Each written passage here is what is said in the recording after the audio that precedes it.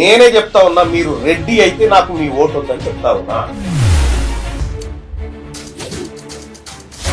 తీన్మార్ మల్లన్న ఇప్పటి వరకు ఎన్ని పార్టీ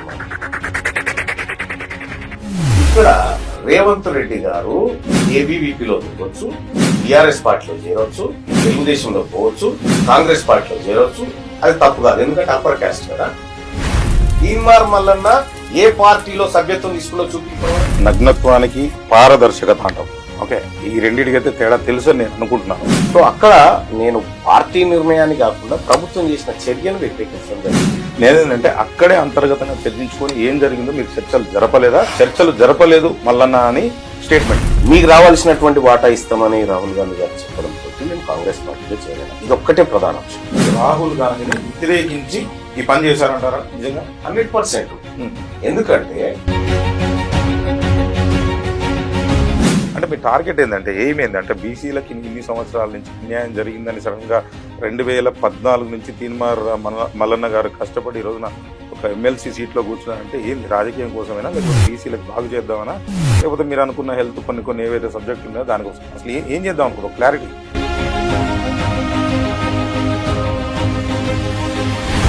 మూడు 300 ఏళ్లు పరిపాలిస్తే హిందూ మతానికి వచ్చిన బాధ ఏం లేదు.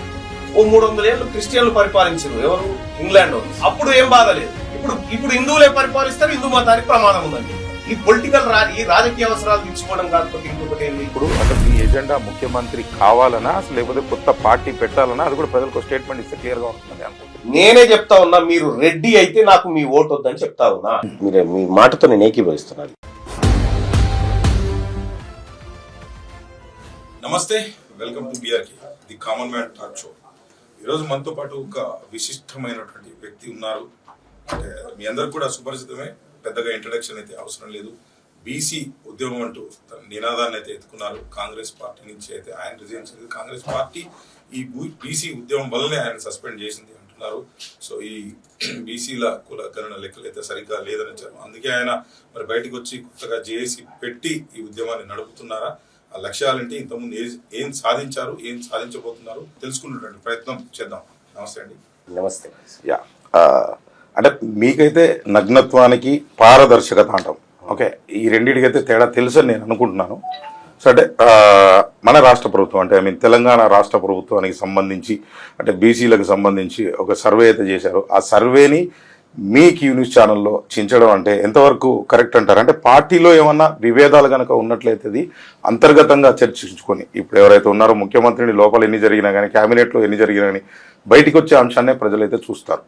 సో దీన్ని అసలు ఎట్లా చూస్తారు? ఎందుకు ఆ పని చేయాల్సి వచ్చింది? అసలు ఈ చర్చ ఎందుకు వచ్చిందంటే మీరు అసలు ఒక బీసీ ఉద్యమమే లేచిందని చెప్తున్నారు. అంటే గతంలో ఉద్యమం సమయంలోనే తెలంగాణ రాష్ట్రం వచ్చిన తర్వాత మరో ఉద్యమం వస్తుందని మీరు చెప్తున్నారు. మరి ప్రొఫెసర్ జయశంకర్ గారు కూడా అన్నట్టుగా మీరు చెప్తున్నారంటే ఏం చెప్తారు మీరు? తీన్మార్ మల్లన్న గారు ఏం చెప్తారు మీరు? ఫస్ట్ ఆఫ్ ఆల్, కాగితాన్ని చింపడం అనేది పార్టీలో అంతర్గతంగా మాట్లాడుకోవచ్చు కదా అనేటువంటి మీ మాట, అది పార్టీ నిర్ణయం కాదు. అది పార్టీ పత్రం కాదు. నేను చెప్పింది పార్టీ మేనిఫెస్టో కాదు, పార్టీ ఆదేశాల పత్రం కాదు. ఒక ప్రభుత్వం చేసినటువంటి ఒక సర్వే, అందులో ఉన్నటువంటి లోపాలను ఎత్తి చూపుతూ అది తప్పుల తడకగా భావించి ధృవీకరించి చింపడం జరిగింది. ఫస్ట్ ఆఫ్ ఆల్, అది ప్రభుత్వం చేసినటువంటి నిర్ణయం, పార్టీకి సంబంధం. పార్టీ కరెక్ట్ లైన్లో సర్వే చేసింది.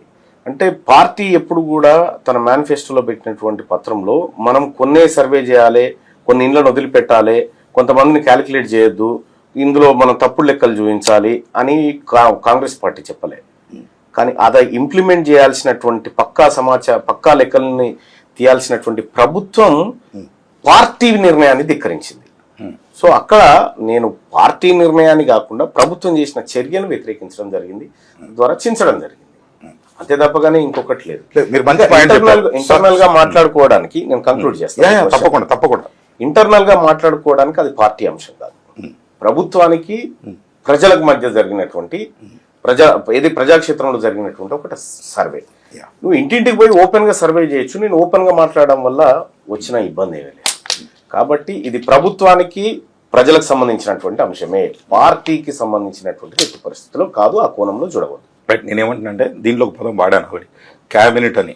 ఇప్పుడు ప్రభుత్వం వేరు కాదు, లేకపోతే ఈ పార్టీ కాంగ్రెస్ ప్రభుత్వం జనరల్ గా అయితే రాష్ట్ర ప్రభుత్వం అని మాట్లాడాలా.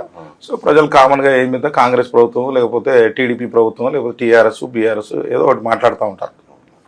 నేనేంటంటే అక్కడే అంతర్గతంగా చర్చించుకొని ఏం జరిగిందో మీరు చర్చలు జరపలేదు మల్లన్న అని స్టేట్మెంట్. రైట్, అది తప్పుడు స్టేట్మెంట్. ఒకటేంటంటే నేను కాంగ్రెస్ పార్టీ ప్రభుత్వం మేనిఫెస్టోలో కులగణన చేస్తామని పెట్టడం, మీకు రావాల్సినటువంటి వాటా ఇస్తామని రాహుల్ గాంధీ గారు చెప్పడంతో నేను కాంగ్రెస్ పార్టీలో జాయిన్ అయినా. ఇది ఒక్కటే ప్రధాన అంశం. రైట్.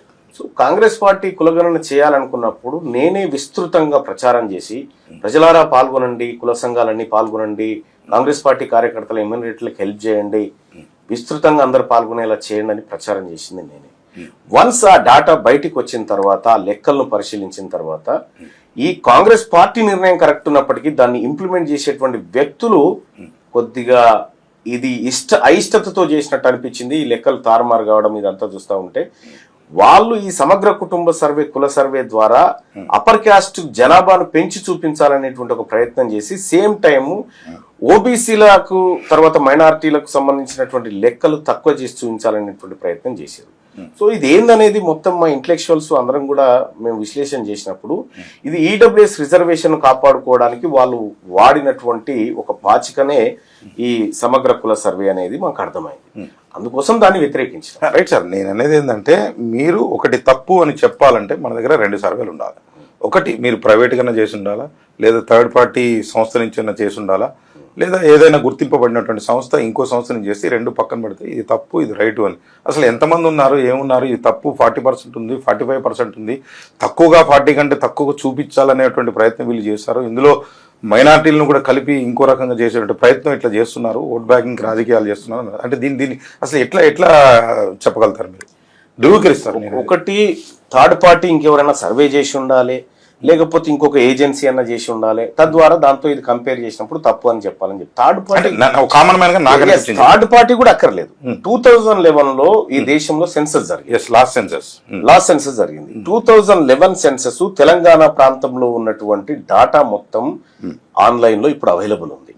దాంట్లో క్లియర్ గా 2011 లో తెలంగాణ రాష్ట్రంలో హౌస్ హోల్డ్స్ అంటే గృహాల సంఖ్య 83.4 లక్షలు, అంటే 83,40,000 ఇండ్లు ఉన్నట్టుగా అందులో చెప్పారు. సో ఇప్పుడు ముఖ్యమంత్రి రేవంత్ రెడ్డి గారు ప్రెస్ మీట్ లో ఏం మాట్లాడుతున్నాం అంటే తెలంగాణ రాష్ట్రంలో 1,15,00,000 ఇండ్లు ఉన్నాయి, మేము 1,12,00,000 ఇండ్లలో సర్వే చేసినాం, ఇంకొక 3 లక్షల ఇండ్లలో సర్వే చేయాల్సి ఉంది అని చెప్పాను. సో ఇక్కడ 2011 కి ఆ తర్వాత 2025 కి 32 లక్షల ఇండ్లు పెరిగినాయి. 2011 లో 3,50,000 మంది జనాభా, 3,50,00,000 లక్షల మందికి ఈ 32 లక్షల ఇండ్లు పెరిగినప్పుడు ఈ ఇండ్లలోంచి ఒకరొకరిని యాడ్ చేసిన చాలు, అప్పుడు 3,82,00,000 కావాలి. కానీ తెలంగాణ రాష్ట్ర ప్రభుత్వం చేసినటువంటి సర్వేలో 3,70,00,000 మంది కంటే ఎక్కువ లేరు తెలంగాణ ప్రాంతంలో అని వాళ్ళు చెప్పడం జరిగింది. ఇప్పుడు దానికి ఏం చెప్తా ఉన్నారు, సరే ఇండ్ల ప్రతి ఇంటికి స్టిక్కర్ అంటేసినావు కాబట్టి ఒక 3 లక్షల ఇండ్లు ఉన్నాయని చెప్పినాం, కానీ 16 లక్షల మంది మిగిలిపోయినారని మీరు ఎట్లా చెప్పగలిగారు లెక్క పెట్టకముందుకే? ఇదే 2011 లో ముస్లింల జనాభా 44 లక్షలు ఉన్నట్టుగా మనం 2011 లెక్కలు చెప్పినాయి. మరి ఈ జనాభా ఇప్పుడు చెప్పిన దాంట్లో కూడా 44 లక్షలు ఉంది, పైగా దాంట్లోంచి ఇంకా 5,000 తగ్గిపోయింది. ముస్లింలకు 2014-11 నుంచి ఇప్పటి వరకు ఎవరు పుట్టలేదా? సేమ్ టైము అప్పర్ క్యాస్ట్ జనాభా కేవలం రెడ్ల జనాభా 16 లక్షలకు పెరిగింది. వాళ్ళేమో కొత్తగా 5 లక్షల మందిని కనగలిగారు, కానీ 44 లక్షల మంది ఉన్నటువంటి ముస్లింలు ఒక్కరికి జన్మని. అంటే పోనీ అది కరెక్టే అంటారా? ఏది అంటే ఆ 16 లక్షలు ఏదైతే పెరిగిందో, ఇప్పుడు మీరు చెప్పేటువంటి ఏదైతే అప్పర్ క్యాస్ట్ అంటున్నారో, upper caste nothing but OC అనుకుందాం. సో అది కరెక్ట్ గానే చేశారు. వాళ్ళు చేసిన లెక్కలే అదే సార్, మీరు చేసిన లెక్కలలో 2 వేరియేషన్స్ ఉంటే మీరే కదా, ఇంకా మధ్యలో కేసీఆర్ చేసిన సమగ్ర కుటుంబ సర్వే పక్కన పెట్టు, అది అవసరం కూడా లేదు. ఇప్పుడు మనం చేసిన యూపీఏ గవర్నమెంట్ చేసినటువంటి 2011 లెక్కలు 2025 లో 24 డిసెంబర్ లో మనం చేసినటువంటి ఈ 2 కంపేర్ చేస్తేనే ఎక్కడ పసుగుతలేదు, మ్యాచ్ కాలేదంటారు. అంటే ఇప్పుడు నేనేమన్నదంటే మీకు వైరము ఎక్కడ వచ్చింది అనేది, అంటే పార్టీలో అంటే ఒక బీసీ ఉద్యమం ముందే అనుకున్నారా, చేయాలనుకుని బీసీల కోసమే నేను పోరాడాలనుకుని ఇది కరెక్ట్గా లేదనుకుని ఇది తప్ప కాంగ్రెస్ పార్టీతో మీకు ఎటువంటి విభేదాలు లేవా? ఏం చెప్తారు మల్లన్న గారు? నాకేం పంచాయతీ కాంగ్రెస్ రాహుల్ గాంధీ గారి విధానం ఇంప్లిమెంట్ కావాలనుకుంటున్నటువంటి వాడిని. ఇవాళ 1931 తర్వాత మా తలకాయలను లెక్కబెట్టి సమాన వాటా పంచుతాయి పేద వర్గాలకు అని చెప్పి రాహుల్ గాంధీ గారు చెప్పడం అంటే అంతకుమించి నాలాంటి వాడు ఒక సగటు బీసీ వాడు ఆ మాటతోనే కదా మేము అట్రాక్ట్ అయిందంతా. కాబట్టి బీసీ వాదం అని కాదు, ఆ వాదాన్ని ఎత్తుకున్నదే రాహుల్ గాంధీ గారు. కాబట్టి దాన్ని గౌరవించాలనుకున్నాం. కానీ ఆయన నిర్ణయాన్ని ధిక్కరించి ఇక్కడ ఒక ఏది తప్పుడు సర్వే చేస్తారనేటువంటి ఊహ మాకు లేకుండే. కాంగ్రెస్ పార్టీ రాష్ట్రంలో అధికారంలోకి వస్తే ఈ లెక్కలు జరుగుతాయి అనేటువంటి ఒక గొప్ప ఆలోచన మాకుండే. అందుకోసమే కష్టపడి చెప్పేది ఏంటంటే ఇప్పుడున్న మన ముఖ్యమంత్రి రేవంత్ రెడ్డి గారు ఎవరైతే ఉన్నారో మీ అధిష్టానం ఇంతకుముందు గతంలో మీరు కూడా కాంగ్రెస్ ఉన్నారు కాబట్టి రాహుల్ గాంధీని వ్యతిరేకించి ఈ పని చేశారంటారా నిజంగా? 100%. ఎందుకంటే ఒకసారి సర్వే చేసిన తర్వాత అవి తప్పుడు లెక్కలని దాదాపు అధిష్టానం కూడా కంక్లూజన్కి వచ్చిన తర్వాత మళ్ళీ రీసర్వే పెట్టినారు, మళ్ళీ రీసర్వేకి ఆదేశించినారు. ఆ తర్వాత రీసర్వేలో కూడా ఎలాంటి ఫలితం తేల్తలేదనేటువంటి సందర్భంలో అధిష్టానమే ఒక కమిటీని వేసింది సీక్రెట్ గా. దీని సంగతి ఏందో తెలుసమని. సో ఆ కమిటీ తన వర్క్ చేస్తారు. ఎవరున్నారు సార్ ఆ కమిటీలో? ఆ కమిటీలో కంచా ఐలయ్య గారు. సో ఇంటర్నల్ గా చేశారు, అది బయటికి తెలియదు. ఇప్పుడు చేస్తున్నారు వాళ్ళు వర్క్. ఓకే, అంటే చేసి మళ్ళీ ఆ ఫిగర్స్ ని అంటే గవర్నమెంట్ పరంగా అంటే మళ్ళీ ఒక రిపోర్ట్ ఇవ్వదలుచుకున్నారా, ఏం చెప్తున్నారు? అంటే వాళ్ళ అబ్జర్వేషన్స్ ఏంటి, ఈ కులగణనలో ఎక్కడ పొరపాట్లు జరిగినాయి, ఎందుకు బీసీ వర్గాలు ఎవరు కూడా హ్యాపీగా లేరు ఈ కులగణన సర్వే అనేటువంటి అంశాల మీద వాళ్ళు బహుశా దృష్టి పెట్టినట్టున్నారు. అంటే నేనేం చెప్తానంటే సార్, గతంలో కూడా కృష్ణయ్య గారు కూడా ఇప్పుడు కొత్తగా మీరు ఉద్యమనో లేకపోతే రీసెంట్ గా మళ్ళీ కొత్తగా జేఏసీ అని మీరు అంటే చేరని పార్టీ అంటూ లేదు, నేను తప్పుగా అనట్లే. అందరూ అన్ని పార్టీలు మారుతారు. ఇప్పుడున్న పెద్దోళ్ళు ఎంపీ కావచ్చు, ముఖ్యమంత్రులు ఇప్పుడున్న ముఖ్యమంత్రి కూడా వేరే పార్టీ నుంచి వచ్చింది.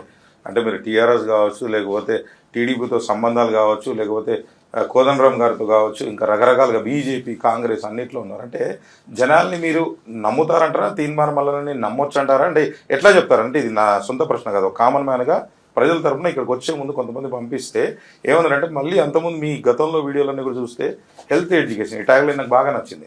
ఎందుకంటే ఈ రెండు కనుక సెట్ చేయగలిగితే నేను అనుకున్న ప్రకారం ఈ బీసీ ఉద్యమాలు అక్కర్లేదని ఒక కామన్ మ్యాన్గా నాకు అనిపిస్తుంది. మీరేం చెప్తారు?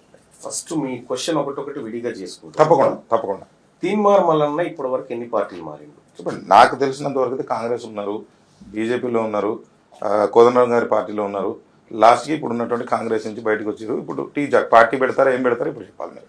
కోదండరామ్ గారి పార్టీలో నేను ఇప్పుడు చేరినట్టు మీ దగ్గర ఆధారం? నేను అందుకే కోదండరామ్ గారితో ఉన్న పార్టీ పేరు కూడా చెప్పలేను. అంటే ఐ మీన్ మీరు అడగాల్సింది తప్పకుండా చెప్పండి. తీన్మార్ మల్లన్న కాంగ్రెస్ పార్టీ నుంచి బీజేపీ పోయి కాంగ్రెస్ వచ్చింది. ఎస్, ఇది నేను చేసింది రాజకీయాల్లో. ఇక్కడ రేవంత్ రెడ్డి గారు ఏబీవీపీలో తిరగొచ్చు, తర్వాత బీఆర్ఎస్ పార్టీలో చేరొచ్చు, తర్వాత అక్కడి నుంచి తెలుగుదేశంలో పోవచ్చు, ఆ తర్వాత కాంగ్రెస్ పార్టీలో చేరొచ్చు. అది తప్పు కాదు, ఎందుకంటే అప్పర్ క్యాస్ట్ కదా, వాళ్ళు నేను మారవచ్చు. రెండోది, డికే అర్ణ గారు సమాజ్వాదీ పార్టీలో చేరొచ్చు, కాంగ్రెస్ లో ఉండొచ్చు, బీజేపీలో చేరొచ్చు, బీఎస్పీలో పోటీ చేయొచ్చు, మళ్ళీ బీజేపీకి రావచ్చు.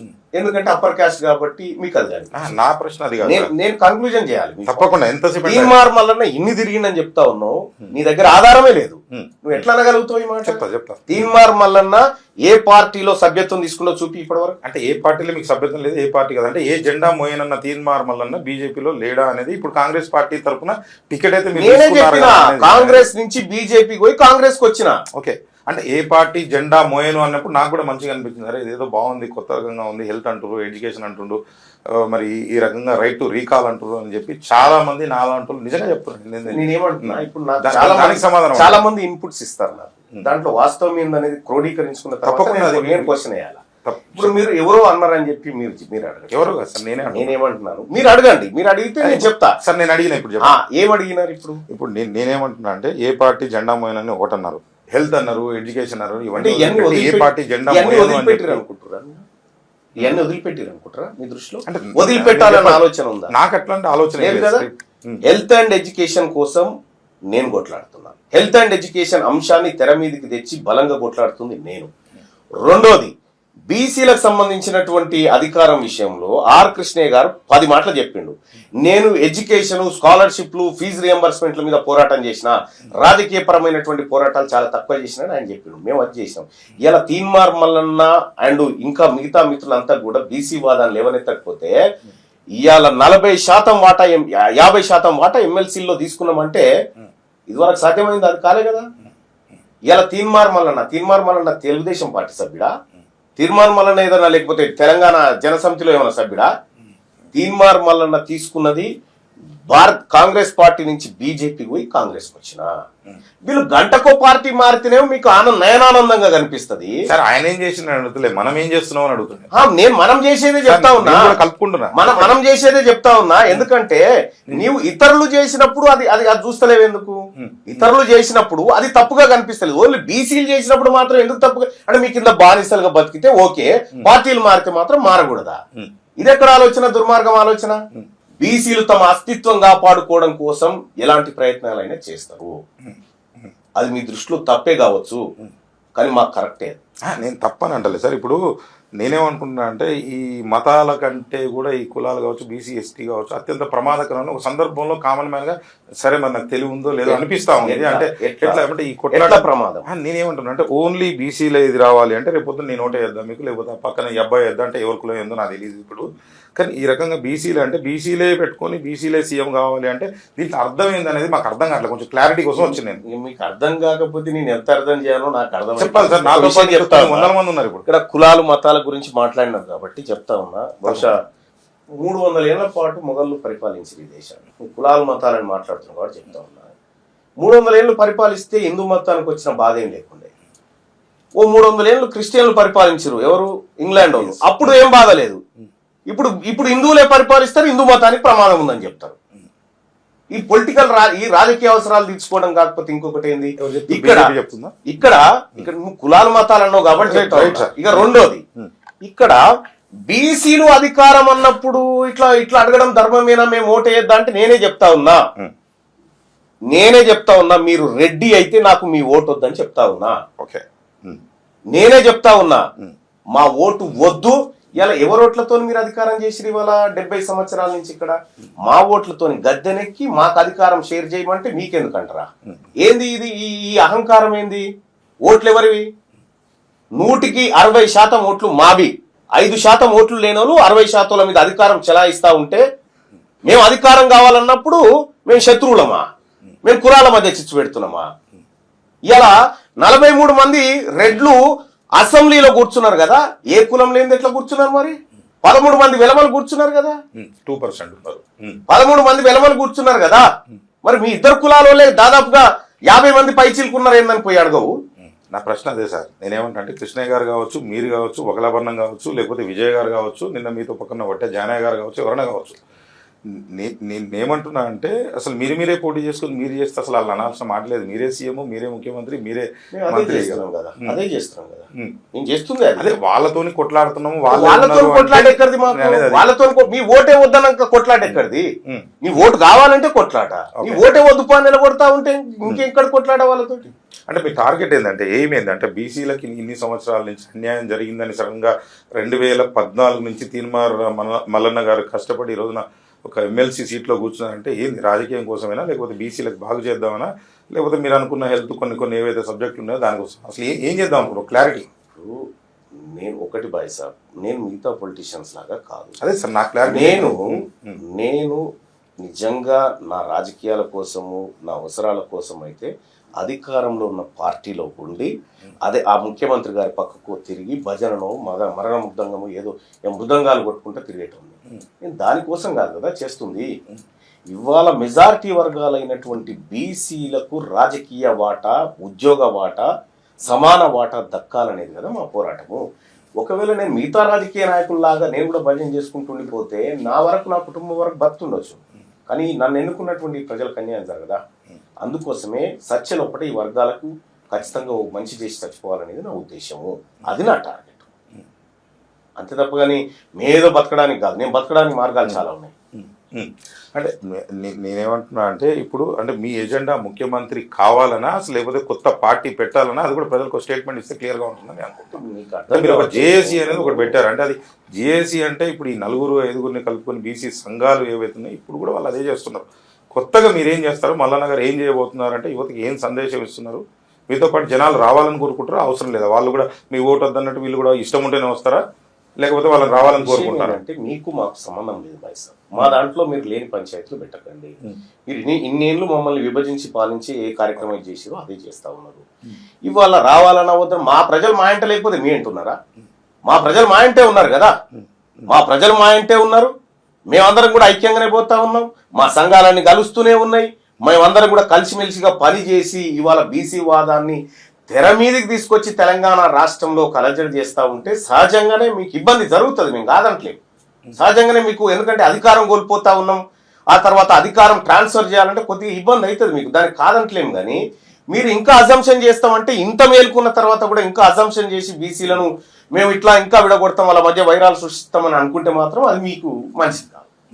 అంటే గతంలో మీరు విషాదరన్ మహారాజ్ గురించి కలిసి ఉన్నారు, ఆయనతో మాట్లాడారు, ఒక ఇంటర్వ్యూ కూడా నేను చూసాను. అంటే ఆయనకు మీకు ఉన్నటువంటి సంబంధం ఏంది? ఆయన ఒక ప్రశ్న అడిగారు మీరు, అంటే ఒక పార్టీ పెట్టాలన్నా, లేకపోతే మొన్న ఒక మీటింగ్ పెట్టాలన్నా, లేకపోతే మీరు హెలికాప్టర్ గురించి ఏం మాట్లాడలేదు, ఎవరైనా కూర్చో, ఎవరైనా స్పాన్సర్స్, ఎవరైనా కూర్చో, దాని గురించి నేను పట్టించుకోవట్లా. సో ఇప్పుడు ఏంటంటే ఆ సభ కానీ పెట్టాలంటే ఇక్కడ 100 కోట్లు కావాలి, ఒక పార్టీ నడపాలన్నా 100 కోట్లు కావాలి. సేమ్ క్వశ్చన్ మీరు ఆయన ఏదైతే అడిగారో, మరి ఆ రకంగా ఇట్లా ముందుకు పోవాలంటే మీరు ఇన్ని డబ్బులు ఎక్కడి నుంచి వస్తాయి? నాకు తెలిసి మీ దగ్గర అన్ని డబ్బులు లేవని నేను అనుకుంటున్నాను, అందరు డబ్బులు నేను అనుకుంటున్నా, నేను లేవనుకుంటున్నాను.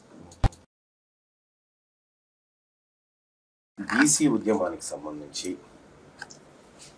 మేము ప్రజాక్షేత్రంలో పోతున్నటువంటి సందర్భంలో అనేక సభలు, సమావేశాలు, చర్చా వేదికలు, రౌండ్ టేబుల్, ఇట్లా రకరకాల కార్యక్రమాలు చేసుకుంటూ పోతా ఉన్నాం. సో ఇందులో భాగంగా మా నాయకులు కానీ, అంటే బీసీ వాదంతో ఏకీభవిస్తున్నటువంటి వాళ్ళందరూ కూడా తలా ఒక చెయ్యేసి ఈ కార్యక్రమాలందరినీ ముందుకు తీసుకుపోవడం జరుగుతుంది. రైట్, అడ్వకేట్లు కానీ, డాక్టర్లు కానీ, ఇంజనీర్లు కానీ, ప్రభుత్వ ఉద్యోగులు, బీసీ సంఘాలు కానీ, వీళ్ళందరూ కూడా ఈ ఇందులో అంటే ఈ వాదం ద్వారా, ఈ బీసీ నినాదం ద్వారా, బీసీ రిజర్వేషన్ల ద్వారా లబ్ధి పొందిన వాళ్ళంతా అంతో కొంత సహకరిస్తూ వస్తూ ఉన్నారు, ఇంకా ముందు కూడా సహకరిస్తారు. సో ఈ విధంగా పోతున్నటువంటి క్రమంలో మేము ఈ గత కొన్ని రోజుల నుంచి బీసీ నినాదం, సో గతంలో మీరు అన్నట్టుగా ఆర్ కృష్ణయ్య గారు చేసిరు, అందరు చేసుకుంటూ వచ్చారు ఉద్యమాలు. ఆ సందర్భంలో వాళ్ళు చేసినటువంటి పోరాటంలో వాళ్ళ స్థాయిలో వాళ్ళు గొప్పనే. అప్పుడు చేసినప్పుడు ఆ ఇందిరా పార్క్ కాడ ధర్నాలు, అది ఎక్కడో చోట తమ నిరసనను గలం రూపంలో బయటకు తీసుకొచ్చారు.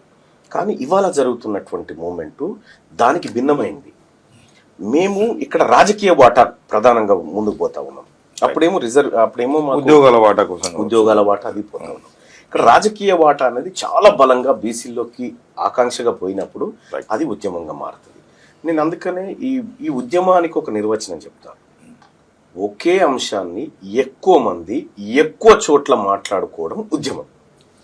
సో ఇవాళ బీసీది కూడా అదే జరుగుతుంది. మీరు గత 2 నెలల నుంచి చూస్తూ ఉంటే ఎప్పుడు కూడా ఎన్నికలు ఈ తెలంగాణ రాష్ట్రంలో బీసీ అనే అంశం చుట్టూ తిరగలేదు. మొట్టమొదటిసారిగా ఎమ్మెల్సీ ఎన్నికల్ని బీసీ అంశం చుట్టూ తిప్పగలిగినాం. ఒక 2 నెలల పాటు తిప్పగలిగినాం. ఇక్కడ బీసీల వాదం బలపడ్డది కాబట్టే ఇవాళ కాంగ్రెస్ పార్టీ బీసీలకు, ఎస్సీలకు, ఎస్టీలకు టికెట్లు ఇవ్వాల్సి వచ్చింది. బీఆర్ఎస్ పార్టీ బీసీకి ఇవ్వాల్సి వచ్చింది. ఆఖరికి లెఫ్ట్ పార్టీని కూడా బీసీ వాదంలోకి తీసుకురాగలిగినాము. సిపిఐని కూడా మనం లెఫ్ట్ ఈ విధానంలోకి తీసుకురాగలిగినాం. రైట్, ఇక్కడ పార్టీలకు ఒక అనివార్యత క్రియేట్ చేసినాం. బీసీలకు ఇవ్వకపోతే ఇంకా బతుకు తెరువు లేదు అనేటువంటి విషయంలో ఇవాళ భారతీయ జనతా పార్టీ బీసీకి టికెట్ ఇచ్చి బీసీ మల్కా కుమ్రేని చూపెట్టి గ్రాడ్యుయేట్ ఎమ్మెల్సీ ఎన్నికల్లో ఓట్లు సంపాదించుకోగలిగింది. అంటే ఇక్కడ మల్కా కుమ్రయ్య కానీ, ఇటు దాసో శ్రవణ్ కానీ, ఇటు విజయశాంతి గారు కానీ, అటు సత్యం గారు కానీ, ఇట్లా అంటే మొత్తం 8 ఎమ్మెల్సీ స్థానాల్లో 4 ఎమ్మెల్సీ స్థానాలను బీసీలకు తీసుకురాగలిగిన ఈ వాదం ద్వారా. అంటే 50% వాటాను తీసుకోగలిగినాం ఈ ఎమ్మెల్సీ ఎన్నికల్లో. ఇది కాదా బీసీ నినాదం విజయం? 125 సంవత్సరాల చరిత్ర కలిగిన కాంగ్రెస్ పార్టీ, 45 సంవత్సరాల చరిత్ర కలిగిన భారతీయ జనతా పార్టీ, మలిదశ ఉద్యమంగా మారినటువంటి బీసీ ఉద్యమం 2 నెలల ఉద్యమం. ఇంత ఎఫెక్టివ్గా 50% వాటాను తీసుకోగలిగినామంటే ఖచ్చితంగా ఈ ఉద్యమ ఎఫెక్ట్ ఏ స్థాయిలో ఉందో చూడండి. అంటే ఇవాళ బీజేపీ బీసీ ముఖ్యమంత్రి అంటా ఉంది, కాంగ్రెస్ పార్టీ బీసీ ముఖ్యమంత్రి అంటా ఉంది, సో బీఆర్ఎస్ పార్టీ బీసీల నినాదం ఎత్తుకుంది. సో ఇట్లా అన్ని పార్టీలు కూడా బీసీల చుట్టూ తిరగగలుగుతున్నాయి అంటే మేము చేస్తున్న ప్రయత్నాలకు ఫలితాలుగా మీరు భావించండి. అంటే నేనేమంటున్నా, వేక్ క్వశ్చన్ అనుకోండి, అంటే మీ ఉద్యమాన్ని, సరే ఉద్యమం అనుకోండి, ఇంకా స్టార్ట్ చేస్తున్నారు అనుకోండి, పార్టీ పెట్టారో కూడా నాకు తెలియదు, మీరే సమాధానం చెప్పాలి, అంశం తర్వాత మాట్లాడదాం. నేనేమంటున్నా అంటే మీ ఉద్యమాన్ని నీరుగార్చడానికి 8 సీట్లు ఇచ్చారా ఇది వేక్ క్వశ్చన్ అనుకోండి, ఆన్సర్ ఏం చెప్తారు మీరు? అది మీరు సాధించారని మీరు అనుకుంటున్నారు. విషయం ఏంటంటే ఉద్యమాన్ని నీర్చిగార్చడానికి ఇవ్వడం ఏంది? సీట్లు ఇచ్చిరుగా అంత బానే ఉంది, ఇంకా డివైడ్ చేసి సంఘాలన్నీ కూడా నో వే, అట్లా అననీకి కూడా లేదు. వీళ్ళని కాదని ఇంకెవరైనా తీసుకోమనండి చూద్దాం. న్యాయబద్ధంగా ఈ వర్గాలకు రావాల్సిన సీట్లే అవి, ఎవరో పెట్టే భిక్షం కాదు ఇది. న్యాయబద్ధంగా ఇప్పుడు మండలిలో 40 స్థానాలు, 40 స్థానాల్లో 29 మంది అప్పర్ క్యాస్ట్, 9 మంది బీసీలు ఉండే, ఒక ఎస్సీ ఒక ఎస్టీ ఉండే. ఇవాళ అదనంగా ఇంకొక ఎస్సీ, అదనంగా అంటే ఒక ఎస్టీ పోగలుగుతా ఉన్నాడు. బీసీలలో ఇప్పుడు ఒక 4 అయితే మళ్ళీ ఎంట్రీ అవుతా ఉన్నారు కదా. సో ఇట్లా మా వాటాను పెంచుకుంటా ఉన్నాము. బీసీ బిడ్డలకు సీట్లు దక్కడం అంటే బీసీల విజయమే, అది పార్టీల విజయం కాదు. పార్టీలు భయపడి ఇచ్చినాయి, వీళ్ళకు భయపడి వాటా ఇయ్యాల్సిందే అనేటువంటి అనివార్యత క్రియేట్ చేసినాం, వాక్యూమ్ క్రియేట్ చేసినాం కాబట్టి ఇస్తా ఉన్నాయి. అంటే నేను అనేది ఏమంటే మల్లన్న గారికి ఇప్పుడు నవీన్ గారికి కావచ్చు, విషయం ఏంటంటే అది ఏ పార్టీ, బీజేపీ కావచ్చు, టీఆర్ఎస్ కావచ్చు, టీడీపీ కావచ్చు, ఎవరన్నా కానీ బీసీలకు గనక ప్రాతినిధ్యం వహించేటువంటి హక్కు కల్పించి వాళ్ళకు సీట్ ఇస్తే సరిపోతుంది, అసలు ఈ ఉద్యమమే లేదంటారా? ఏం చెప్తారు? ఉద్యమానికి దానికి సంబంధమే లేదు. ఈ ఉద్యమం ఏం కావాలి? మీరు ఉద్యమం క్లారిటీ ఇవ్వండి. ఈ రాష్ట్రంలో అధికారం బీసీలకు కావాలి, మెజారిటీ ప్రజలైన బీసీలకు ఈ రాష్ట్రంలో అధికారం కావాలి, అంటే మల్లన్నే ముఖ్యమంత్రి కావాలి. అంటే అఫ్ కోర్స్ ఎగ్జాంపుల్ చెప్తున్నాను. మీరు ఎగ్జాంపుల్ చెప్పినా ఏం చెప్పినా తీన్మార్ మల్లన్న ఆ మాట ఎప్పుడు చెప్పలేదు. ఈ తెలంగాణ రాష్ట్రంలో బీసీలకు పెద్దన్నల్లాగా ముదిరాజు బిడ్డలు ఉన్నారు, బీసీలకు పెద్దన్నల్లాగా మా గౌడ సోదరులు ఉన్నారు, బీసీలకు పెద్దన్నల్లాగా మా పద్మశాలి బిడ్డలు ఉన్నారు. అర్థమైందా? తీన్మార్ మల్లన్న ఒక్కడి వ్యవహారం కాదు ఇది. ఇది సబ్బండ బీసీ వర్గాలకు సంబంధించినటువంటి రాజకీయ అస్తిత్వం. హమారా హిస్సా, హమారా ఇజ్జత్, హమారా హక్కుమత్, ఇవి మా నినాదాలు.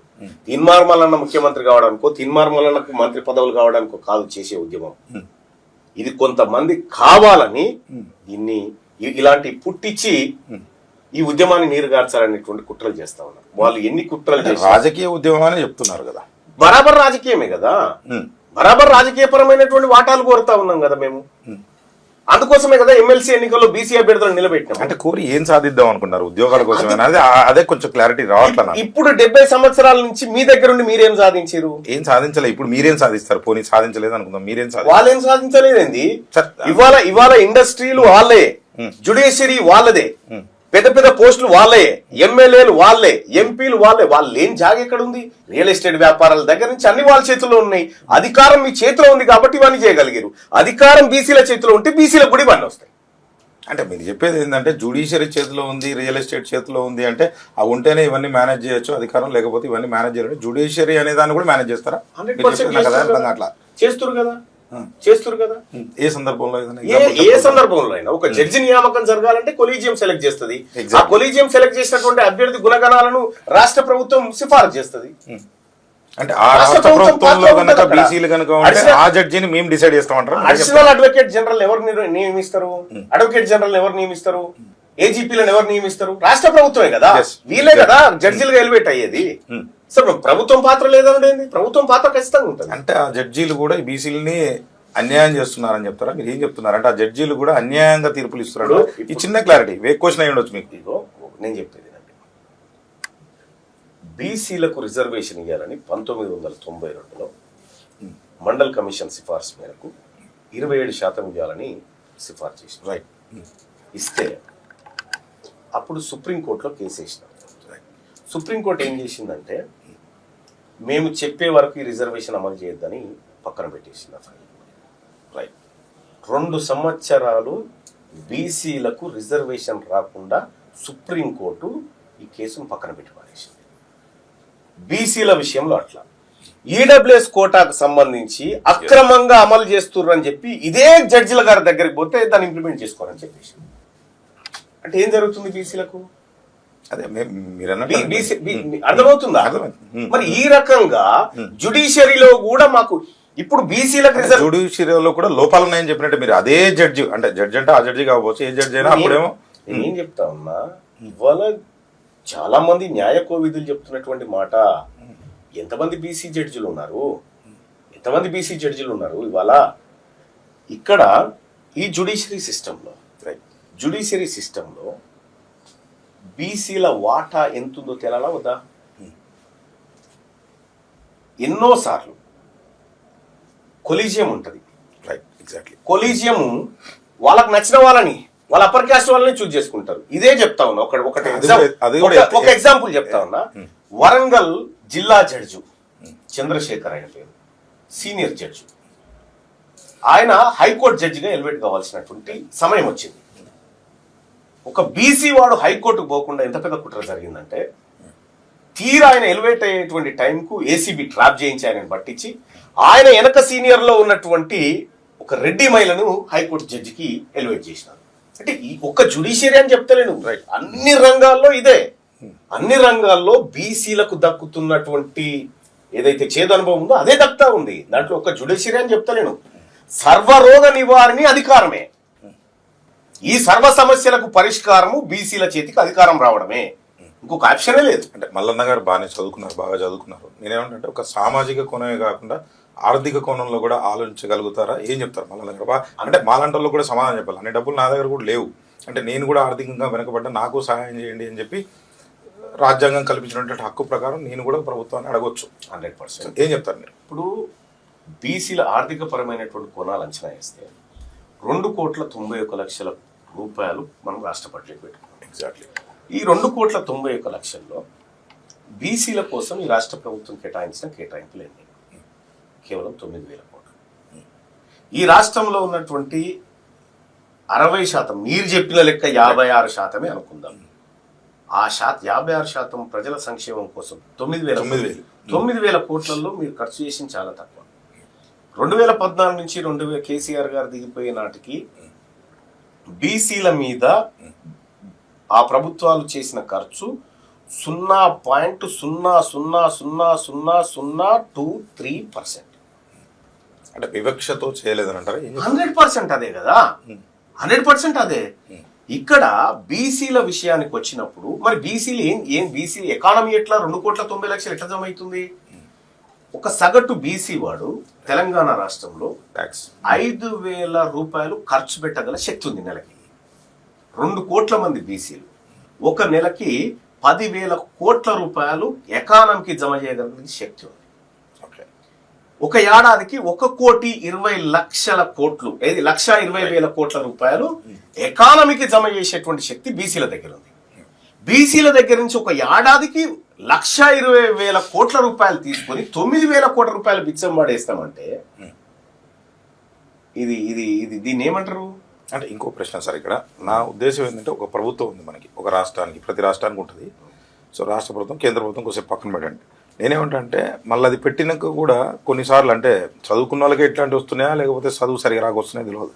ఈ SC corporation, BC corporation, ST corporation, మళ్ళీ ఇవన్నీ ఎందుకు? అన్నీ కూడా అందులోనే విద్యకి ఎంత కావాలి, హెల్త్కి ఎంత కావాలి, దానికి ఎంత కావాలి, వ్యవసాయానికి ఎంత కావాలి, ఇవన్నీ కూడా పద్ధతులు పెట్టుకుంటున్నాం. అంటే మీరు అన్నట్టు 3,00,000 కోట్లు వసూలు అవుతాయి, లేకపోతే కేంద్ర ప్రభుత్వం నుంచి మనం ఇచ్చిన పనుల నుంచి కొంత రిటర్న్ వస్తుంది. దీన్ని అంతా కలిపి మనం ఈ రకంగా బడ్జెట్ పెట్టుకుందాం, ఒక అంచనా 3,00,000 కోట్లు ఖర్చు పెడతారని గ్యారంటీ లేదు. ఇంతవరకు ఏ గవర్నమెంట్ కూడా ఏదో లెక్కలు చూపిస్తుంది, చర్చ కూడా జరగదు దానిపైన. ఏం చెప్తారు మీరు? ఒకటి ఏంటంటే, పెడుతున్నటువంటి ఖర్చు దేని మీద పెడుతున్నావు? నువ్వు ఓటు బ్యాంకు మీద కాదు పెట్టాల్సింది. నువ్వు ఓటు బ్యాంకు రాజకీయాల కోసం ఖర్చులు పెడితే లాభం లేదు. హెల్త్ అండ్ ఎడ్యుకేషన్ సెక్టార్ మీద పెట్టాలి. ఆ 2 సెక్టార్లు పటిష్టంగా ఉంటే ఆ దేశం అత్యంత వేగంగా ముందుకు పోతుంది. ఆ రెండింటిని నాశనం చేసి మీరు కూర్చోరి, మేము పెన్షన్ పంపిస్తాం, మీరు కూర్చొని తినండి, మీరు కూర్చొని ఉండండి, మీరు ఏం మాట్లాడొద్దు, మీ పిల్లలకు చదువు సకాలేకపోయినా మీ బడి గురించి అడగొద్దు, మీ హాస్పిటల్ గురించి అడగొద్దు అనేటువంటి విధానంలో ఎంత ఖర్చు పెట్టినా వృధానే. అది వృధానే. నీవు నిజంగా ఈ ప్రజలు నైతికంగా, శారీరకంగా, మేధోపరంగా, ఆర్థికంగా ఎదగాలంటే ఈ 2 వ్యవస్థలే పనిచేయాలి. సపోజ్ ఒక మిడిల్ ఫ్యామిలీ ఉంది, 2 పిల్లలు, భార్య భర్త ఉన్నారు. ఆ 2 పిల్లల కోసం ఆయన ఒక కాన్వెంట్ స్కూల్లో చదివిపిస్తాడు. ఆ పిల్లల చదువు కోసం ఏడాదికి 1,00,000 రూపాయలు ఖర్చు పెడతాడు ఆయన. పిల్లలకు ఇంటికో ఏదో ఆరోగ్యం బాగాలేకపోతే కనీసం 50,000 ఖర్చు పెడతాడు. అంటే ఏడాదికి 1,50,000 రూపాయలు ఈ 2 రంగాలపై ఈయన ఖర్చు పెడతా ఉన్నాడు. ఎగ్జాక్ట్లీ. ఈ 2 రంగాలను కార్పొరేట్ లెవెల్లో ఫ్రీగా ఇస్తే ఆయనకు 1,50,000 మిగిలితే కదా, అప్పుడు నీ పింఛన్ చేయి దాపడు కదా. అంటే ఎందుకని చేయలేదు అంటారు? అంటే ఎందుకు చేయలేదు? వాళ్ళకి తెలియదా, తెలివి లేదా ఉన్న ముఖ్యమంత్రికి? లేదు, లేక కాదు. ఒకవేళ వాళ్ళు తెలివి కల్లోలు అయితే వీళ్ళకి ఎందుకు అధికారం ఇస్తారు? కాబట్టి వాళ్ళని ఎంతసేపు ఈ భ్రమలలోనే ఉంచాలి అనేటువంటిది ఈ ప్రభుత్వాలు చేసేటువంటి ఒక కుట్ర. వాస్తవం ఏంటంటే ఈ కార్పొరేషన్లు పెట్టి ఈ ప్రత్యేక పద్దులు పెట్టుకొని ఎగ్జాక్ట్లీ ఈ ఎమ్మెల్సీ ఎందుకండి నాకు అర్థం కాదు. నేను ఒకటి చెప్తా ఉన్నాను. ఈ రాజకీయ నిరుద్యోగులను సంతృప్తి పరచడం కోసం చేసే కార్యక్రమాలు తప్ప ఈ కార్పొరేషన్ పెట్టి ఏ కార్పొరేషన్ కన్నా ఒక ఏకాన పైసా నిధులు ఉందా? ఖాళీ కార్పొరేషన్ చైర్మన్, ఆయనకి 2 గన్మెన్లు, ఒక టేబుల్, కుర్చీ, కారు. మీ పక్కన వకలాభరణం గారు మంచిగా ఆన్సర్ చెప్తారేమో దీనికి. ఇంతకు తప్ప ఏమీ లేదు. ఇంతకు తప్ప అవి షోపుటప్కి తప్ప ఏమీ లేవు. దానివల్ల ప్రజలకు ఏం ఉపయోగపడుతుంది? ఇవాళ ఎమ్మెల్సీలో ఉన్నామండి. భారతదేశంలో కేవలం 6 రాష్ట్రాల్లో మాత్రమే ఎమ్మెల్సీలు ఉన్నాయి. మన దగ్గర 40 మంది ఉంటారు. మన దగ్గర 40 మంది ఉన్నారు. ఈ 40 మందిని మేపుడు కాకపోతే ఎందుకండి చట్టం చేయడానికి కూడా పనికిరారు. చట్టం చేయడానికి కూడా బిల్లు పాస్ చేయడానికి కూడా పనికిరారు. వ్యతిరేకించడమే గంతే. వ్యతిరేకించి ఆగుతుంది. కొద్ది రోజులు ఆపి మళ్ళీ చేయొచ్చు. సో తాత్కాలికంగా అసెంబ్లీ అసలు వాస్తవానికి ఎగువ సభ అనేది ఈ రాష్ట్ర ప్రభుత్వం చేస్తున్నటువంటి కార్యక్రమాలను క్షుణ్ణంగా పరిశీలించి తప్పు ఒప్పులుంటే సరి చేసుకోమని సూచించే ఒక సంస్థ. అంతవరకే దీని పాత్ర. కొంత మేధావి వర్గం, కొంత మేధావి వర్గం రావాల్సినటువంటిది. కానీ దీంట్లో కూడా రాజకీయ అవసరాలను భర్తీ చేయడం వల్ల నీకు అక్కడి నుంచి రావాల్సిన అవుట్పుట్ ఏడొస్తుంది? నిజంగా ఉండాలనుకుంటే అక్కడి నుంచి రావాల్సిన అవుట్పుట్ వస్తలేదు కదా. ఎక్కడన్నా ఒక మంచి సూచన ఈ సభల నుంచి వస్తుందా? వాళ్ళు బిల్ చేసి పంపించి ఆమోదించాలి. వచ్చినా తీసుకోరుగా ఉన్నారు ఇలాంటి వాళ్ళు. ఇప్పుడు మీరు అన్నారు హెల్త్ అన్నారు, ఎడ్యుకేషన్ అన్నారు, అంతకుముందు గతంలో నాగేశ్వర గారు చాలా మంది మేధావులు లేరని ఉన్నారు. కానీ ఇచ్చిన సలహా సూచన ఎంతవరకు తీసుకుంటారు అనేది తీసుకున్నాడు దేవుడు ఎరుగు. దాన్ని పాస్ చేసి పంపాలి అంతే. మరి ఇంత తెలిసిన మళ్ళీ ఎమ్మెల్సీకి ఎందుకు పోటీ చేసినట్టు అంటే ఖచ్చితంగా వరంగల్ నుంచి చెప్పండి. ఈడ ఎన్నికలు లేకపోతే నేను ఎందుకు పోటీ చేస్తా బాయ్ సాబ్? ఎన్నికలు ఇక్కడ నేను పోటీ చేయకపోతే ఇంకోటి చేస్తాడు. నెక్స్ట్ పోరాటం ఇదే చేయబోతున్నారా? బీసీ తర్వాత హెల్త్ ఎడ్యుకేషన్ తర్వాత ఇది కూడా ఎమ్మెల్సీ తీసేయాలి. హెల్త్ ఎడ్యుకేషన్ దుబారా ఖర్చులు ఆపాలి. దుబారా ఒక ఎమ్మెల్సీకి జీతం 2,70,000 అండి. ఎమ్మెల్సీ చనిపోతే చనిపోయే వరకు ఈయన పెన్షన్, ఈయన చనిపోయిన తర్వాత ఇంటి ఆమెకు పెన్షన్, మళ్ళీ ఇతర బెనిఫిట్స్. ఉన్న పెన్షన్లే తీసేయమని చెప్తున్నాం మనం. లక్షలు వస్తుంది అప్పుడెప్పుడు 5,000 చేరితే. ఇక్కడ నిజంగా మేము అందరం ప్రజల కోసం ప్రాణాలు ఇస్తామని వచ్చినాం కదా. ఎగ్జాక్ట్లీ. మరి మా ప్రాణాలు రక్షించుకోవడానికి కోటి రూపాయల వరకు మేము మెడికల్ బిల్స్ ఇవన్నీ ఏంటి అండి? మేము రక్షించాల్సింది ప్రజల ప్రాణాలని. ప్రజల కోసం జీవితం అర్పితం చేసేటానికి 2,70,000 జీతం ఎందుకండి? ఎంత ఉండాలంటారు? 10 రూపాయలు కూడా ఉండకూడదు. మీరు తీసుకుంటారా? ఎవరు? మీరు. నేను వచ్చిన జీతాలలో పబ్లిక్కే ఖర్చు పెట్టి పారేస్తాను. ఓకే. నేను వచ్చిన జీతాన్ని 100% పబ్లిక్ ఖర్చు పెట్టి పారేస్తాను. ఎక్కువ మొత్తంలో ఖర్చు పెట్టాను. అంటే ఇంకోటి ఉంది సార్, ఎమ్మెల్సీ అయితే ఒకవేళ ఎమ్మెల్యేగా ఓడిపోతే కొంతమంది, ఇప్పుడు మీరు ఒప్పుకున్నా నిర్మలా సీతారామన్ గారు ఉన్నారు. సో ఆవిడేంటంటే వాళ్ళు డైరెక్ట్గా డబ్బు లేకనో లేకపోతే జనాల్లో తిరగలేకనో కొంత మేధావి వర్గం అనుకునే వాళ్ళు ఈ ప్రజల్లోకి వెళ్ళి మన్మోహన్ సింగ్ లాంటి వాళ్ళు అనుకోండి, వాళ్ళకి వాయిస్ లేక వాళ్ళు డైరెక్ట్గా ఎమ్మెల్యేనో ఎంపీనో కాలేనటువంటి పరిస్థితి ఉన్నప్పుడు, సరే రాజ్యసభని దీన్ని పోల్చొద్దు, అది వేరు, దానికి అధికారాలు వేరుంటాయి, దీనికి అధికారాలు స్టేట్లో వేరుంటాయి, పోల్చొద్దు. కానీ అటువంటి వారు కూడా చట్టసభల్లోకి వస్తే మంచిదైనటువంటి ఉద్దేశం ఉందని అంటారు. ఏం చెప్తారు? నిజంగా ఆ ఇంటెలెక్చువల్ గ్రూప్ వస్తే బాగుంటది. అది వస్తలేదు కదా. రావాలంటే ఏం చేయాలి? మల్లన్న గారు ఏం చెప్తారు దానికి? నేనేమంటున్నా, ఎస్ గవర్నర్ నియమించేటువంటి ఎమ్మెల్సీలు అసలు గవర్నరే వేస్ట్ అంటాను. సరే తర్వాత ఎందుకంటే ఒక హైరార్కీ ఉంది కాబట్టి దాని పట్ల రాష్ట్రపతి, గవర్నర్ ఇప్పుడు ఉంది. నేనేమంటున్నా అంటే ఇంటలెక్చువల్ ని సెలెక్ట్ చేసే విధానంలో రాజకీయ ప్రాబల్యం ఉండకూడదు. ఇవాళ టీచర్ ఎమ్మెల్సీలో ఆ టీచర్స్, ఆ సంఘాలు, ఆ వ్యవస్థ అది పోటీ చేయాలి. దాంట్లోకి భారతీయ జనతా పార్టీ పోయి పోటీ చేయడం, గ్రాడ్యుయేట్ ఎమ్మెల్సీ దీనికి పోయి కాంగ్రెస్ పార్టీ పోయి పోటీ చేయడం, అంటే రాజకీయ పార్టీలు ఈ సెలక్షన్ కాడ కూడా జొరబడంతో అవి కల్తీ అయిపోతా ఉన్నాయి. కల్తీ అంటే ఇప్పుడు ఆల్ ఫోర్స్ నరేందర్ రెడ్డి గారు ఉన్నారు, ఎగ్జాంపుల్ తీసుకుందాం. ఆయన ఆల్రెడీ కాలేజీలు స్కూల్లో పెడుతున్నాడు. ఆయన ఆల్రెడీ కాంగ్రెస్ పార్టీలో ఉన్నాడు కాబట్టి అంటే ఆయన కాంగ్రెస్ పార్టీకి రిజైన్ చేసి పోటీ చేయమంటారా? ఏం చెప్తారు మీరు? క్లారిటీ లేదు నాకు అర్థం కాదు. అంటే ఇప్పుడు రాజకీయ నాయకులు కూడా అందులోకి వచ్చి పోటీ చేస్తున్నారంటే ఆల్రెడీ కాలేజీలో ఉన్న ఒక పార్టీలో ఉన్నారు వాళ్ళు. అంటే ఆ పార్టీకి రాజీనామా చేసి డైరెక్ట్గా చేయమంటారా? ఏం చెప్తున్నారు మీరు? పార్టీకి రాజీనామా అంటలేను నేను. అంటే ఆ వర్గాల నుంచి ఇప్పుడు ఆ సమస్యలు ఎవరికి తెలుస్తాయి? గ్రాడ్యుయేట్ సమస్యలు నిరుద్యోగికి తెలుస్తాయి, వాళ్ళకే తెలుస్తాయి. కార్పొరేట్ వ్యవస్థ ఉన్నోనికి తెలివే కదా. సో కాబట్టి వాళ్ళ ప్రతినిధి వాళ్ళై ఉండాలి. ఎట్లా ఐడెంటిఫై చేస్తారు? ఎట్లా తీసుకుంటారు కదా? ఇప్పుడు ఎవరైనా పోటీ చేయొచ్చు, ఓపెన్ ఫర్ ఆల్ అన్నట్టు. పోటీ చేసేటువంటి హక్కు అందరికి ఉంది. జైల్లో ఉండి కూడా పోటీ చేయొచ్చు, కేసు ప్రూవ్ కాకపోతే. జైల్లో ఉండి కూడా పోటీ చేయొచ్చు. ఒకవేళ 2 సంవత్సరాల లోపు శిక్ష పడదంటే నువ్వు మళ్ళీ పోటీ చేయొచ్చు. సో అవన్నీ ఉన్నాయి. ఒక రాజకీయ నాయకుడు పోటీ చేయడానికి ఎలాంటి నిబంధనలు, ఎలాంటి అడ్డంకులు, ఎలాంటి ఏమీ లేకుండా, సపోజ్ ఒక కానిస్టేబుల్ సెలక్షన్, వాని మీద కేసు ఉండకూడదు, వాని మీద ఏది ఉండకూడదు. ఒక కానిస్టేబుల్ అంటే తన పరిధిలో కొంతమందిని కాపాడే కానిస్టేబుల్కి ఏమో ఇవన్నీ ఉండాలి.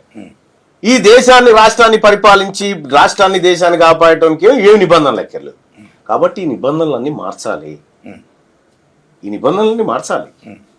మార్చినప్పుడే ఈ దేశం బాగుపడుతుంది. అంటే మీరు రాజ్యాంగం మార్చమంటారా? ఎలక్షన్ కమిషన్ సూచన ఇస్తారు? రాజ్యాంగం పర్ఫెక్ట్ గానే ఉంది, ఇంప్లిమెంటేషన్ లేదు. రైట్. రాజ్యాంగం పర్ఫెక్ట్ గానే ఉంది, ఇంప్లిమెంటేషన్ లేదు.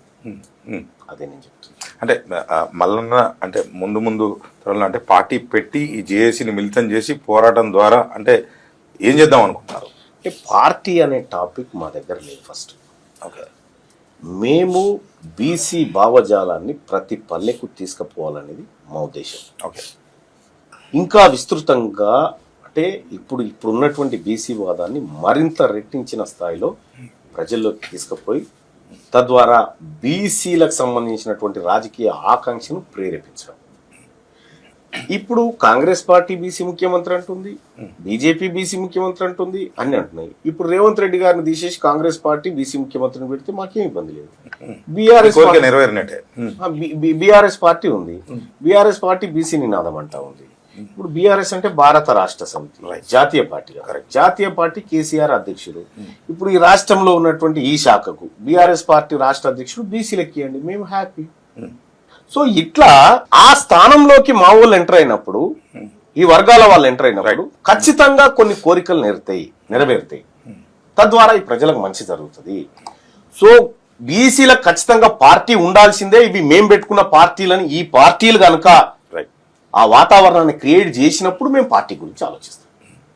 అప్పటి వరకు మేము భావజాల వ్యాప్తిలోనే ఉంటాం. రైట్. అంటే మీరు ఒక మాట అన్నారు, అంటే ఫస్ట్లో అడిగాను నేను, ప్రొఫెసర్ జయశంకర్ గారిని మీరు కలిసే ఉంటారు, మీకు తెలియదు కాదు.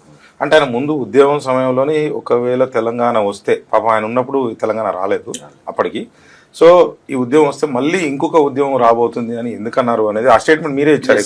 ఎక్కువ జనాలకు కూడా ఆయన అన్నారు అనేది జనాల్లోకి వెళ్ళింది. నేనొక్కని కాదు, ఆయన చుట్టూ అనుచరులు అందరికీ తెలియదని నేను అంటలేదు సార్, ఆయన ఇచ్చారు. కానీ అంత ఆయన ఎందుకు మాట చెప్పిండంటే, సహజంగా ఈ తెలంగాణ గడ్డకి ప్రతి 10 సంవత్సరాలకు ఒక మూమెంట్ ను పుట్టిస్తుంది. ఈ గడ్డలోనే ఉంది, మరి అది ఎట్లా ఉందో తెలియదు. కానీ ఈ గడ్డ ప్రతి 10 ఏళ్ళ ప్రతి దశాబ్దానికి ఒక మూమెంట్ను పుట్టిస్తుంది. తెలంగాణ మూమెంట్ తీసుకోండి, లేకపోతే ఏది మన జోన్ల వ్యవస్థ మూమెంట్లు, ఇట్లా ప్రతిసారి ఒక మూమెంట్ను పుట్టిస్తుంది. 6 జోన్లు. ఇట్లా తెలంగాణ రాష్ట్రం కావాలని, తెలంగాణలో సామాజిక న్యాయం జరగాలని జయశంకర్ గారు 1950 ప్రాంతం నుంచి కొట్లాడుకుంటూ వస్తా ఉన్నారు. రైట్. ఇడ్లీ సాంబార్ ఉద్యమం దగ్గర నుంచి కొట్లాడుకుంటూ వస్తా ఉన్నారు. సో ఇప్పుడు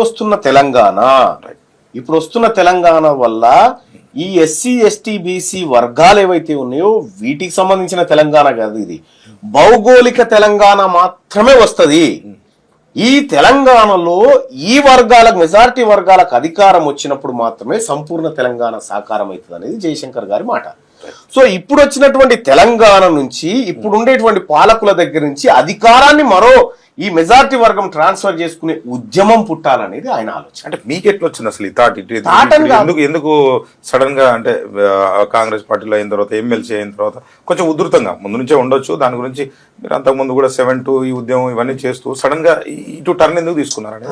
నేను కాంగ్రెస్ పార్టీలో జాయిన్ అయింది ఈ అంశం మీద. ఓకే, ఈ కులగణన చేస్తాం, 42% రిజర్వేషన్ ఇస్తామని రాహుల్ గాంధీ గారి మాట మీద ఇక్కడ జాయిన్ అయినా. విషయం ఏంటంటే, ఇక్కడ ఈ థాట్ నాకు ఇప్పుడు వచ్చింది కాదు. ఈ ప్రాసెస్ లోనే వర్క్ చేస్తా ఉన్నాం మేము Okay. అనేక సార్లు ఈ ప్రాసెస్ లోనే వర్క్ చేస్తా ఉన్నాం. 2010-11 ఆ ప్రాంతంలో బైంసాలో ఒక మీటింగ్ జరిగింది. ఎస్ ఆ మీటింగ్ లో నేను ఈ బీసీలకు సంబంధించినటువంటి అంశాన్ని మాట్లాడడం జరిగింది. ఏం రావాలి ఈ రాష్ట్రం, అంటే ముందు నుంచి మీరు కృష్ణ గారితో కొంత టచ్ లో ఉన్నారు. మేమంతా కలిసే ఉన్నాం. ఇప్పుడు కూడా టచ్ లో ఉన్నాం, ఒకరికొకరు సహకరించు.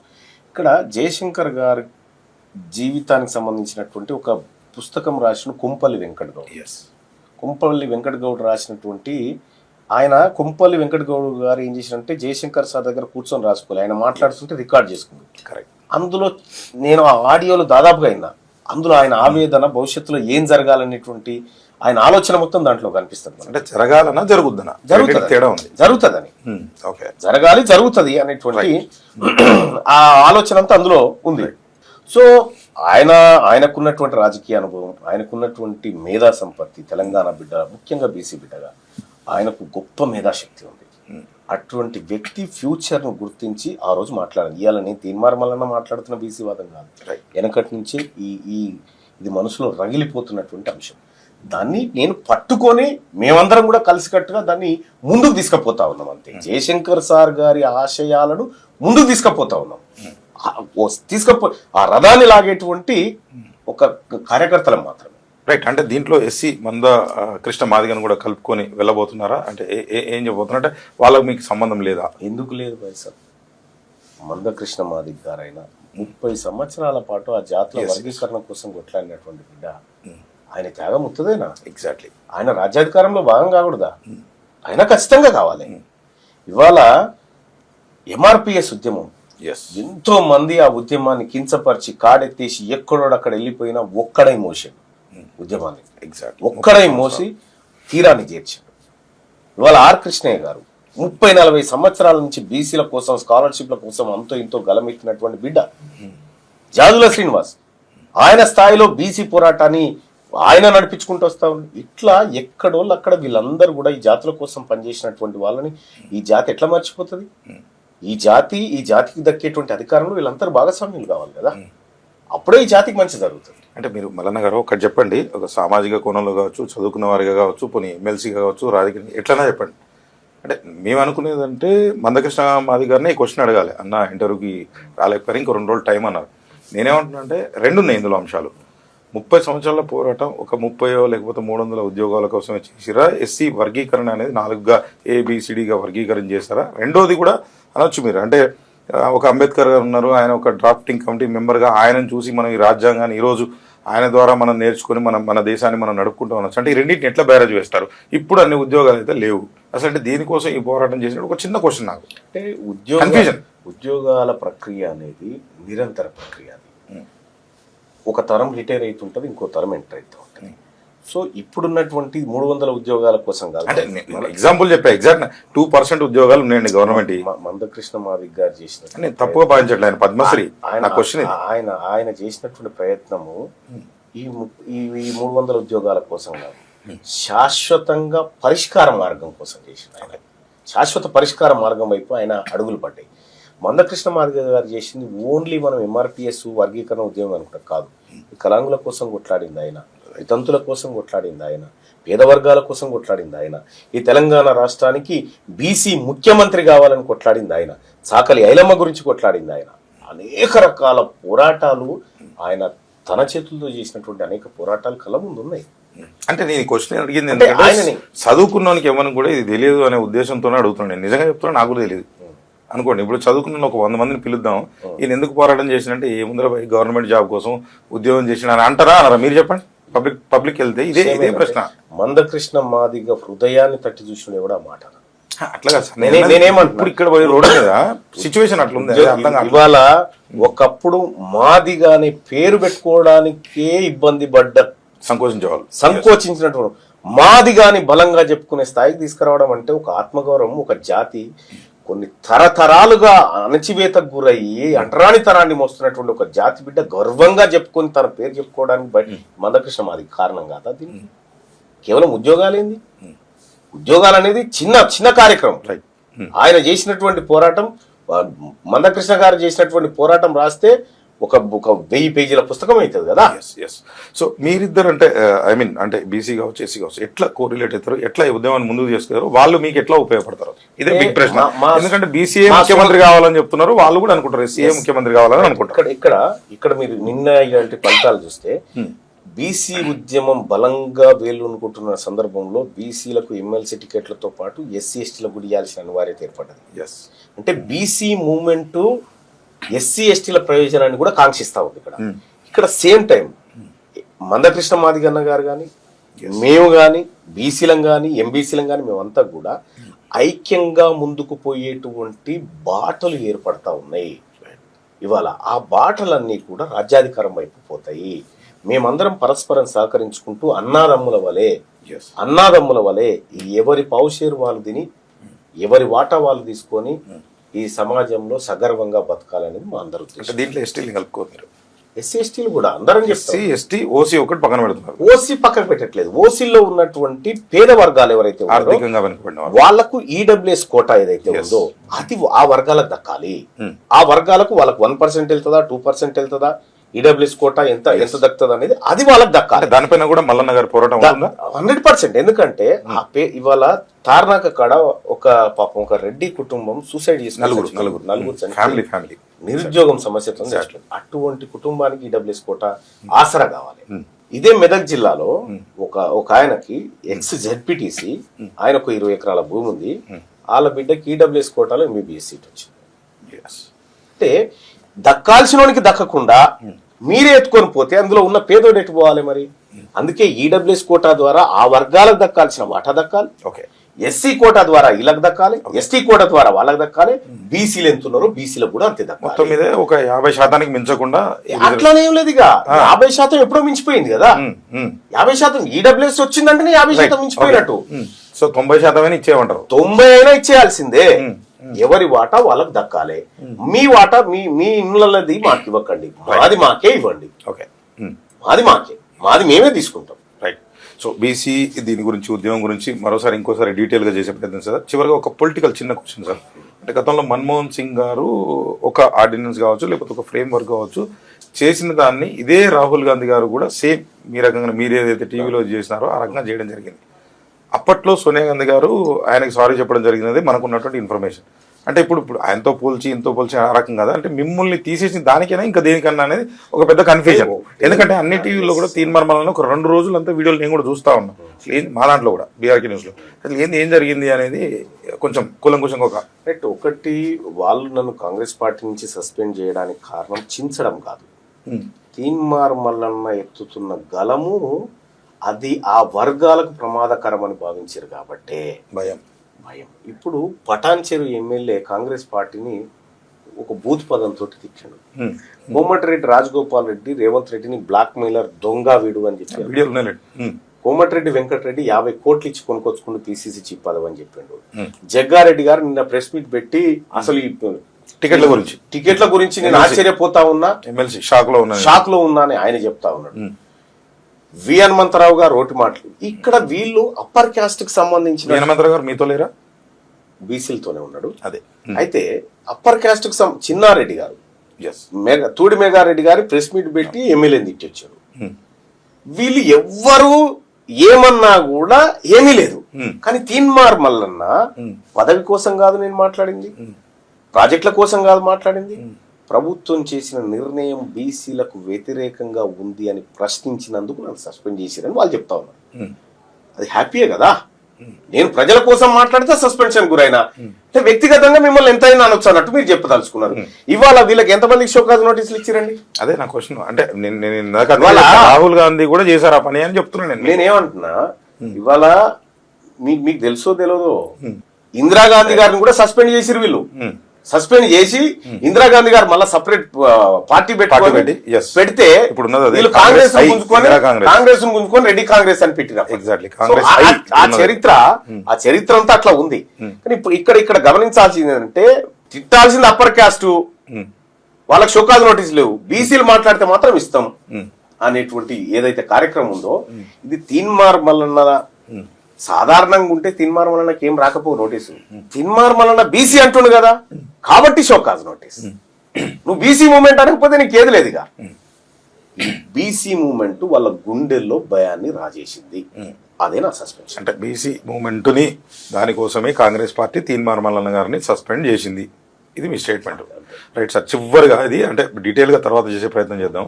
సో ఇవన్నీ జరుగుతున్నప్పుడు మనీ పవర్ పాలిటిక్స్ అనేది ఒకటి వస్తుంది. ఇప్పుడు నేనేమంటున్నా అంటే ముఖ్యమంత్రిని డైరెక్ట్గా ఎన్నుకుంటే ఎట్లా ఉంటుంది అని తీన్మార్ మల్లన్న గారు ఒక 2 minutes ఏం చెప్పగలుగుతారు మీరు? ఇప్పుడు ఇంత మ్యానిపులేషన్ జరుగుతుంది అన్నారు కదా. అది ఒకటి కరెక్టే. ముఖ్యమంత్రిని డైరెక్ట్ గా ఎన్నుకునే విధానం అంటే ఈ రాజ్యాంగం అమెండ్మెంట్స్ ఇవన్నీ జరగాలి. కానీ ఎమ్మెల్యేతో పాటు సీఎం క్యాండిడేట్ కూడా ఓటేయాలి. అది ఎగ్జాక్ట్లీ అది ఉన్నప్పుడు కొంత మంచి జరుగుతుంది.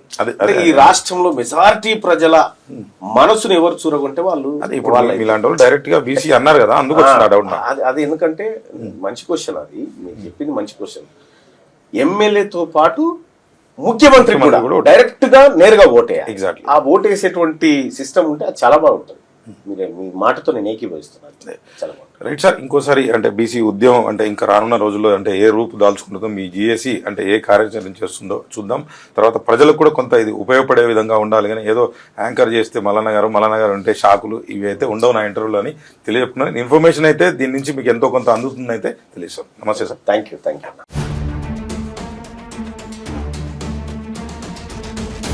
అర్థం కాదంటే న్యాయం కూడా ఫేవర్ కూడా ఇస్తుంటారా? అసలు బీసీ బిల్లు నిజంగా అనివార్యమా లేకపోతే అవసరమా? చట్టమంతా లేదు.